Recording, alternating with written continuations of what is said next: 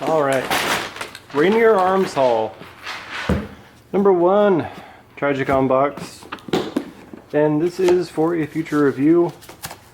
This, of course, is the Tragicon MRO. I have never owned, shot, or run one in my entire life. Figured it was time to change that. Up next, the Tragicon Type 2 RMR.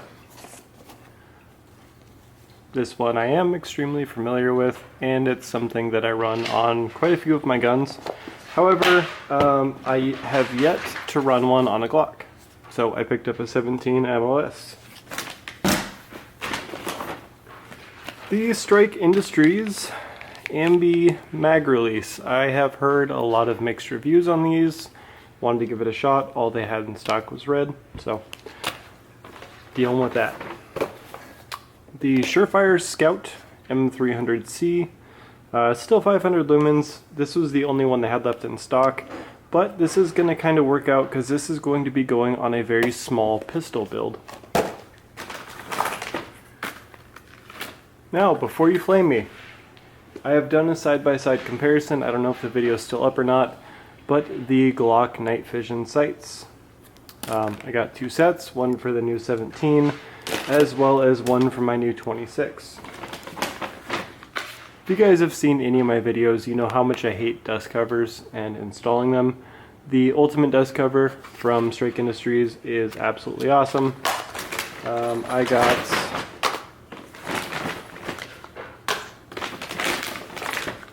five of them. The Battle Arms Development Enhancement Kit, the 3-piece enhancement kit.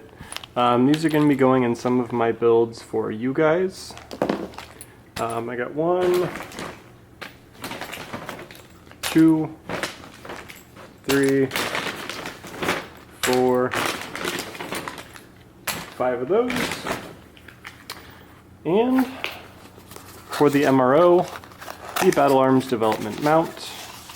Lower 1/3. The only way I would have it. I hate really tall mounts, and I hate really tall slender mounts. They always look like, I don't know, well, they look like this. They look ridiculous. Even more ridiculous than my black hand. I got a, what size are you? It's not a 750, it is a 625 gas block and a gas tube. And then, despite what reviews say, I actually am a really big fan of the Arasaka light mounts for the Surefire Scouts. These kind of go hand in hand for me. I don't really like tape switches. It's kind of like an extra thing to get in your way. They look good on scars and whatnot, but for me, I really just want to be able to push that button with my thumb. And that lends very well to, if I can find it, the Geissele Mark 8 rail. You'll notice on these rails they have, in their positioning, a really good 45-degree spot for that light to go. Drop shit everywhere. So, the light itself works really great right up here. That's how my URGI upper is, and I love it. It's in like the perfect spot. I wanted something that was not on a full auto host, so I got another Geissele rail.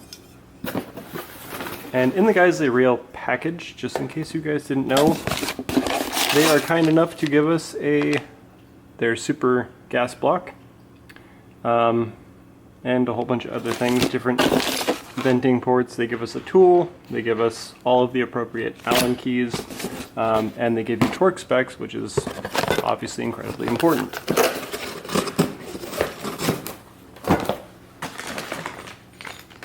Also for my Glock, and it's true of every single one of the Glocks that I own, if you guys ever ask me what trigger I run, I will smack you.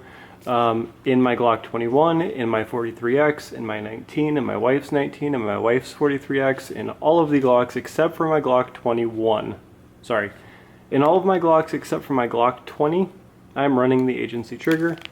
Hands down the best Glock trigger I've ever felt in my entire life. Very, very well worth the money. Also, because of impending ban doom, 1, 2, 3, 4, 5 Aero Precision lowers.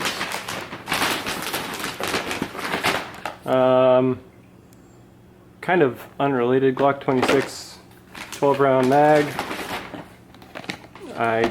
They had them in stock, so I grabbed another one. 33 round Glock 17. I don't know why they say that. It's for a Glock 18. Glock 18 mag. And I also got a Faxon 14.5 inch barrel. This is a mid-length barrel, and it's 4150. And this is going to be going in that Geisley rail. I had the lovely folks at Rainier do a dimple for me because I don't have a dimple jig, and everywhere that I have looked recently has been sold out. So giving Faxon barrels a try for the first time. And on to the star of the show.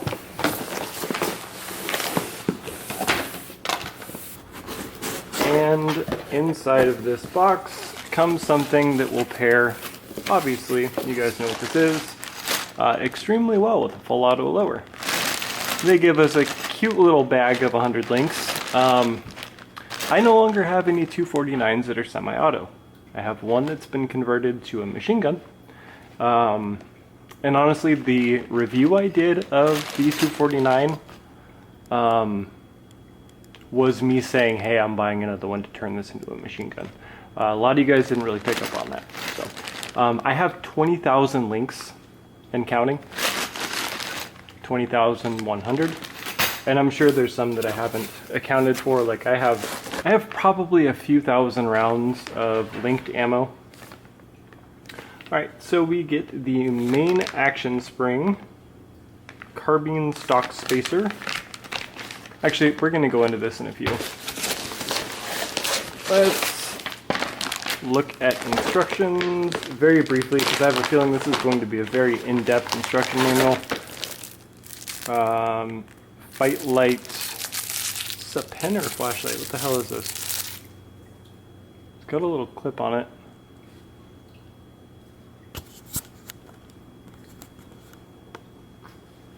Alright, is this a pen or a flashlight? What the hell are you? Nothing's happening. Nothing's happening. Oh, I think it's... Oh! Okay. So you push in, blinky, and then this is a pen, but it doesn't retract. And actually, I'm cool with that. You know why? I'm left-handed. So when I'm writing with a pen, that when you spin it, it retracts. In the course of me holding a pen, I actually unspin them and the ink goes back inside. So it's got a little stylus nib on it. Again, pen and a light. Cool touch. It's not what we spent $4,000 on, but you know. Fightlite patch, rubberized thick Velcro patch. Very cool Fightlite sticker. I don't know that I want to advertise that I own this. Obviously, you know, kind of counterintuitive to what I'm doing right now, but what are you going to do? This looks very reminiscent of the 249 manual. I'm not going to read any of these instructions, but they look very militaristic. Very plain Jane, simple, boring. If you can't figure out how to, well, utilize an upper receiver, you probably shouldn't be shooting linked or belted ammo in the first place. Okay, let's get this out of its bag, and I can actually see this for the first time. I saw this much of it in the store. Oh, you are pretty. And heavy. It is heavy. And absolutely covered in grease. Look at that. It had a serial number. Can you guys remember me doing my DB12 unboxing? Yep, very reminiscent. Alright, so let's get the zip tie off with the worst tool I could possibly use for it. It's going back in there. Some very automotive scented grease. Okay, so we get a carry handle. Actually, let's see what we got going on the end. I'm gonna guess this is going to be, yep, standard birdcage flash hider. That's going to be changed. We get fixed steel front sights as well as rear. You're high if you think that this isn't going to be an ACOG. So this is a full auto bolt carrier group. I honestly don't know how the battery of arms works on this yet. Just figured it out. Okay, so that's actually pretty genius.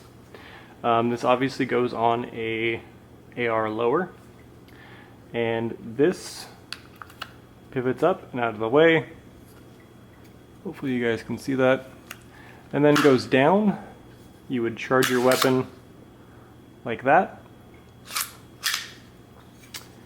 And I guess that would be it. And then you're ready to rock and roll. It's my understanding that this does take normal AR mags as well. And by the shape of it and the looks of it, it looks like it definitely should. On this side, we have a little ringed, which direction? Forward? Okay, let's go forward. Okay. Very reminiscent of a 249. I'm gonna guess this is Lucas oil because it's blue. So we can see our tray. We can see that we have nothing inside of our chamber. And this is, thank you very much, a full auto bolt carrier group. And then all of the linking assembly parts, very reminiscent of a 249. In a much lighter package. Mind you, I'm holding this out in front of me like I'm presenting a present to somebody, and it feels heavier than it probably actually is. So, close this back down. And I'm gonna guess you could probably just slap this, but I'm not going to. I don't want to scratch anything. Does the charging handle move? Sorry. Does the carry handle move? Is my next question, because where it is right now, kind of in a stupid spot. Yeah. So I'm gonna ditch the carry handle. I can pretty much guarantee you that right now. There's not really enough room between. I mean, I can't get my fingers in there. So, I mean, you could carry it like you were carrying your purse around. So, yeah, that's going away. Here we have our adjustable gas block. I don't know. So, if we look at the actual gas block itself, we have 2 dots or dimples, 3 dimples, and all the way down, whatever, all the way at the bottom we have 1 dimple. So I'm gonna guess that's on 1. No, I was right. Okay. So adjustable gas block, and for the record, these sights are windage driftable or removable. Should you choose to go that route, they are removable.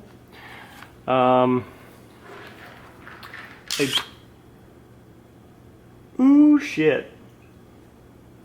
You guys saw that for the first time. Didn't know it did that. That is dope. So, we have a quick change barrel system. I didn't do a whole hell of a lot of research into this before actually buying it. I know, very responsible, right? But let me go all the way out. We have a little... Are you in? Yes, you are. Okay. So we have a little spring and tab up here. and you squeeze that down. Of course, it's not going to do it the way it did it before. There we go. I broke it! I didn't actually, I don't think. The first time it did it was really assertive. This stupid instruction manual out of my way. Kidding aside, because I should be reading it. Okay, so obviously it would kind of make sense that the bolt would not be engaged into that for this to work correctly. So, there we go. There is our Quidditch. There's our Quidditch barrel. Quick change barrel system. That's pretty damn cool. So, our gas piston out here is telling me a couple of things. Number one, good luck with the suppressor. Still gonna try it, but I'm gonna guess we're gonna get some pretty nasty piston pop. I'm going off of things like, you know, trying to suppress a Steyr AUG, for example, or even an X95 or Tavor. They're pretty damn loud as far as their pistons go as well. So, let me, actually I'm just gonna do it on camera. This is gonna be very kind of like impromptu and sloppy. So, how do I do this? Okay, here is my designated, one of them, full auto lowers. So, if you watch our selector right here, and you watch the auto sear, safe, fire, and then full. So now the hammer is catching on that. And it relies on the bolt gliding past it to release in order to go boom. Again, for you guys who don't know, I am an 0702 SOT. I'm allowed to have machine guns. MCR bolt catch. Okay. Okay. When I designate a full auto lower for this, and actually I bought one today for it, I will in fact put all of these parts in the full auto designated lower, but for now we're going to pretend like I put all of them inside of this one. So, I can't show you guys assembly, which is fucking retarded, but I'm just putting this on like a normal upper receiver.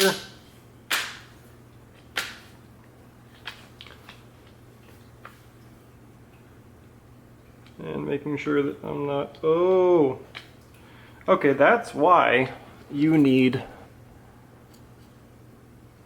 so that right there is why you need to be using that other thingy. That sucks. One sec. Alright, so it's installed, and as you can see, it's very, very flush. And whatever. I'm grumpy. Not really. So I am putting the front takedown pin in and the rear takedown pin in. Alright. I'm going to turn the camera to the side. Flip my little flippity dippity up. Okay. So, actually I can show you guys this side. That looks pretty damn cool. It is not super light, but then again, it's also really not super heavy. Yeah, it doesn't feel like a 249. It kind of feels like the weight of an AR-10, actually. Function test, but we're going to make sure that we're very clear. Even though this is a brand new upper, hopefully never been shot, I'm still going to check, because, you know, blasting the neighbors. God, stay up. Alright, so as I run the bolt back, you can see what's going on with the action. Right, okay. So as this wheel right here goes back, which is a bearing by itself, high quality, it acts upon your delinker. So it would ride inside of this channel, and obviously as it gets to the end, it's going to force your delinking action to do its delinking. So, pretty cool. But anyways, we are in fact... Can you guys see in there? I can. Very, very, very clear. Okay. So, tray back down. Cover back down. Again, you could probably just slap this, but I don't want to. So we are going to do a function test. Hopefully you guys can see. We're in safe, nothing happens. Charge the weapon. Pull this down. We are in fire. Let me get this out of your way. Click. Now, should have caught the sear, and as I release, we should hear the reset and another click. Sweet. So now for full auto, finger off of the trigger, I am going to charge the weapon. Okay. Now when I pull the trigger, we should hear a click, but I'm going to pull and hold to the rear. Now, I'm going to keep the trigger depressed and just quickly cycle the action. And what should not happen is when I release, we shouldn't have a reset, and we also shouldn't have a trigger click to follow. And we don't. So, now if we rock the action extremely slowly in full auto, again, full auto, coming all the way back while I'm holding the trigger, as we proceed all the way forward, as this bolt closes down on home. You guys see right, you guys watch right there, as that bolt goes in and rotates. The very last second, if it's in time, we should hear a click. And there we go. I want to make something abundantly clear and obvious before you guys yell at me. The bolt is all the way forward. See that? Bolt's all the way forward. Okay? On top of that, I'm pointed in a direction that if I was to let a round off, no one would be hurt. There's nobody for miles and miles and miles that way. So, just for fun, let's see what a belt looks like hanging out of this. And again, weapon is unsafe. I'm going to drop the hammer. Actually, no, I'm not. Again, weapon is unsafe. No chance of this thing going off, unless, of course, I was to manipulate this, which I'm not going to. Hands are staying far the fuck away from this, and far the fuck away from the trigger. So, our belt lays just like that. So if we look at their belting mechanism and the way that this works, again, keeping ammo far away from the gun, you can see that this has a cut. So you can see that this has a cutout in the top of it. And then this is spring-loaded up here. So when we close this down on a linked belt, it's forcing that round, brass to the grass, it's forcing that round down and in. So this would go like that, and you would close down on your belted ammo, and I could feel that spring of resistance as I was closing the cover. So yeah, this would be one of those things that would be hard to make something that didn't work. And again, being very, very safe and cautious here. Belt falls out. I'm going to throw this across the room. Alright, so I'm in semi right now. You see my hammer right there. You see no hammer. Maybe you can see it. Shiny firing pin right there. So release, catches sear, boom. Release, catches sear, boom. Now we flip. And now we flip to fun, hold trigger down, and wait until that bolt goes all the way home. And boom. Boom. Boom. Boom. Boom. Alright, so very important with a machine gun that it be in time. And that means when I'm all the way back, so that means when I'm all the way back, I want you to watch the cams on the bolt. You won't hear a click until that bolt goes inside the barrel, spins, wait for it. See, it just spun, the lugs just spun into place. Now that barrel is secure, I'm still holding the trigger down, and I finally release the bolt all the way. So again, here's your bolt going into the barrel face, and watch for it to spin. Boom, right there, it just spun, locked into place so you don't have any out of battery discharges, which would blow up in your face. So for those of you guys who knew how the battery of arms works on a machine gun, you're probably like, okay, we get it, that's dumb, that's boring. What is your point?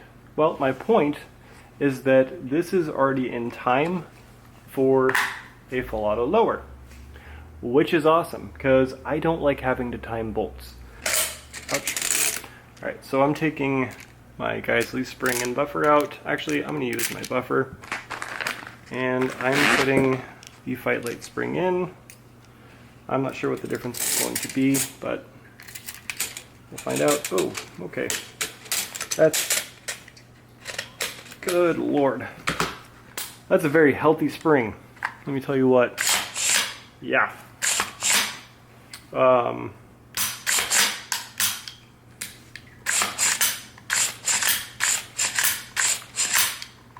I don't know if I'm going to need all that, but it might be required to have that extra oomph to strip that round out and get it back into battery. Okay. Carbine stock spacer. Let me read the damn instructions really quick. Equipping myself. It's a tactical way to turn it on. Well, the hole at the bottom of this buffer tube looks identical to the little thing that you gave me, but apparently I need that tiny little extra bit of space. Okay? Happy? Happy. Happy, happy, happy. Boom. Boom. Boom. Boom. And to make sure that it's going to stop shooting full auto when we want it to, we should have a click now. And we do. Alright, so I'm going to take this stupid carrying handle question mark off. Because again, if you guys look from the top, it's like no one's hand is getting in there. It looks neat, kind of. Actually, I don't like it at all. Yeah, I'm taking this shit off. Be right back.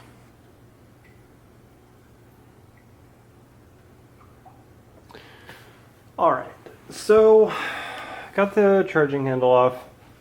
Now, let me ask you guys a question. When you first saw this, or I guess, yeah, when you first saw this, your initial thoughts were, it's a gimmick, it's stupid, it's really, really cool, it's half the price of a 249, or for the price of 2 I could have bought a 249.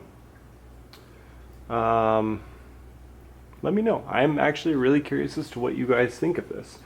I know what I personally think of it, and I think it's really freaking cool. Then again, that much like a semi-auto 249, doesn't really make much sense unless you're an SOT. You guys out there who can shoot ridiculously fast with your Geisley SD3G triggers or whatever you're running, cool. 10 points. 5 gold stars or 7 silver stars, because silver is better than gold.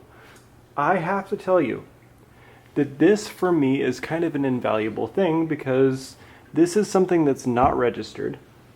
It is a belt-fed upper that allows me to have full auto belt-fed capability should shit hit the fan. Should, something crazy happen. This gives me an incredible amount of suppressive firepower. For the average guy Is it worth 4,000 bucks? For giggle factor, absolutely. For cool factor, yeah. But what does it offer other than the obvious advantage of having a whole bunch of linked ammo? That's something really only you guys could answer for yourselves. For me, worth every penny, hands down, not a question in my mind. Especially with that stupid carrying handle removed. Further than that, I think it's awesome. Money well spent. I have absolutely no regrets at all. So, Fightlite, you guys did an awesome freaking job of this thing. And again, to reiterate, this is not going to be the designated lower. I'm putting my Geisley Maritime Bolt Catch, by the way, all-time favorite, back on. But overall, general first impressions of this, I think it's freaking sweet. You know, you may, and definitely do, always do, I don't know why I said may, have different opinions, and that's totally fine. That's your prerogative, and that's your right. More updates, more full auto videos, and definitely review of this actually running full auto coming very soon. So that's going to conclude this, and again, this is the Ares 15 MCR Mission Configurable Rifle and Upper Receiver Assembly. It's a bell fed upper. Just the Ares BFE. BFU. BFD. I got it wrong. I'm tired.